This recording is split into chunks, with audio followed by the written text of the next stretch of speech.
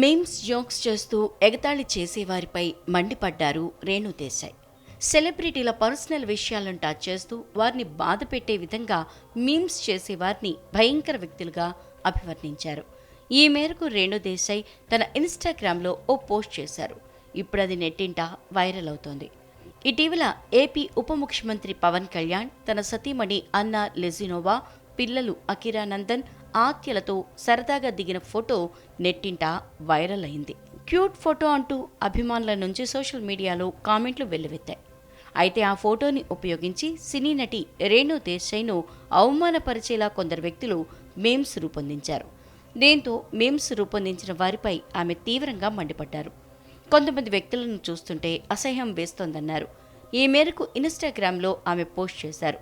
ఆ ఫోటోని నేను ఏ విధంగా క్రాప్ చేస్తానని, ఎలా పోస్ట్ చేస్తానని, మీమ్స్ జోకులు పేల్చే భయంకరమైన వ్యక్తులు మీకు ఒక కుటుంబం ఉందని గుర్తుంచుకోండి. తన తల్లిని ఎగతాళి చేసేలా ఉన్న ఒక పోస్ట్ను ఇన్స్టాలో చూసి నా కుమార్తె విపరీతంగా ఏడ్చింది. సెలబ్రిటీలు, రాజకీయ నాయకుల కుటుంబ సభ్యులను ఎగతాళి చేసే మీకు ఇంట్లో తల్లి, అక్క చెల్లెళ్ళు, కూతుర్లు ఉంటారని గుర్తుంచుకోండి.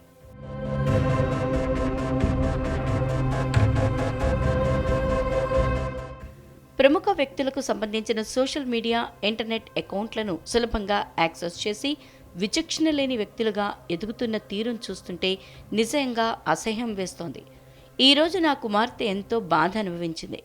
ఆమె కన్నీళ్లు కర్మ రూపంలో మిమ్మల్ని వెంటాడతాయని గుర్తుంచుకోండి. ఇలాంటి మీమ్ పేజీలను నిర్వహించేవారు సమాజంలో అత్యంత భయంకరమైన వ్యక్తులు.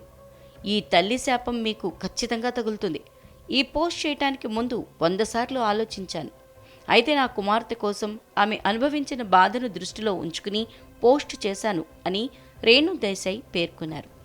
జూన్ 12న ఏపీ ముఖ్యమంత్రి, మంత్రుల ప్రమాణ స్వీకారం ఘనంగా జరిగిన విషయం తెలిసిందే. మంత్రిగా ప్రమాణ స్వీకారం అనంతరం పవన్ తన భార్య, పిల్లలతో కలిసి మంగళగిరిలోని నివాసానికి బయలుదేరారు. అయితే మధ్యలో ట్రాఫిక్ అంతరాయం ఏర్పడింది. దీంతో రోడ్డు పక్కన వాహనాన్ని నిలిపి వారు సరదాగా ఫోటో దిగారు. ఆ ఫోటోని జనసేన పార్టీ సోషల్ మీడియాలో పోస్ట్ చేయడంతో తెగ వైరల్ అయింది.